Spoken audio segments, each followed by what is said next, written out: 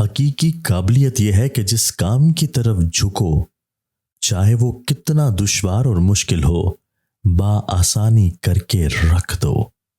دوسرے کی دل آزاری کرنا آسان ہے، مگر اس کا انجام دلوں میں قدورت پیدا کرتا ہے۔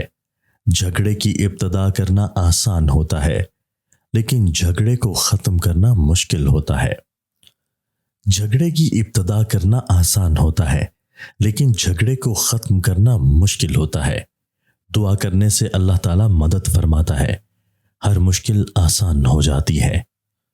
جو زندگی میں نظم و ضبط سے کام نہیں لیتا، اسے ہر کام دشوار نظر آتا ہے۔ بچوں سے پیار ضرور کرو، مگر بیجا محبت و پیار بچے کو بری طرح بگاڑ دیتی ہے۔ جو انسان سخاوت کرتا ہے، اس سے اللہ خوش ہوتا ہے، اور لوگ بھی اس بندے سے راضی اور خوش رہتے ہیں۔ تندرستی ایک ایسی نعمت ہے کہ حقیقی معنوں میں اس جیسی اور کوئی نعمت نہیں۔ جد و جہد اور کوشش کرنے والا ایک نہ ایک دن کامیاب ضرور ہوتا ہے۔ اسے اپنی محنت کا پھل مل کر ہی رہتا ہے، چاہے دیر سے ہی کیوں نہ ملے۔ دوسروں کے لیے آسانیاں پیدا کرنے کی کوشش کرتے رہو، اللہ تمہارے لیے آسانیاں پیدا کر دے گا۔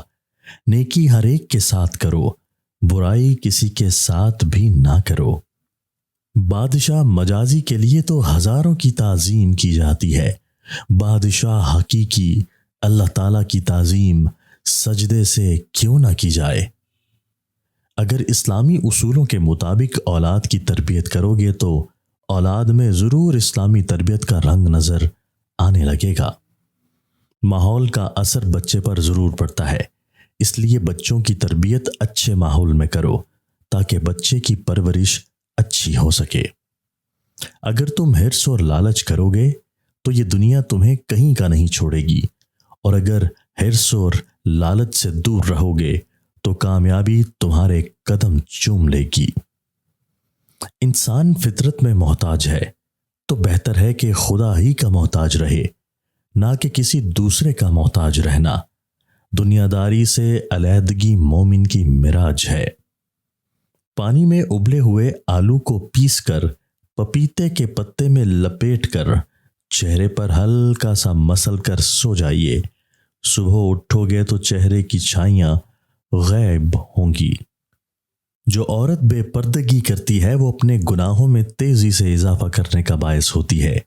جو بے پردہ ہے اس میں گناہ زیادہ ہوتے ہیں۔ اللہ تعالیٰ ہی ہر ایک کی حاجت پوری فرماتا ہے۔ اپنی حاجتوں کے لیے خلوص دل کے ساتھ بارگاہ الہی میں رجوع کرو۔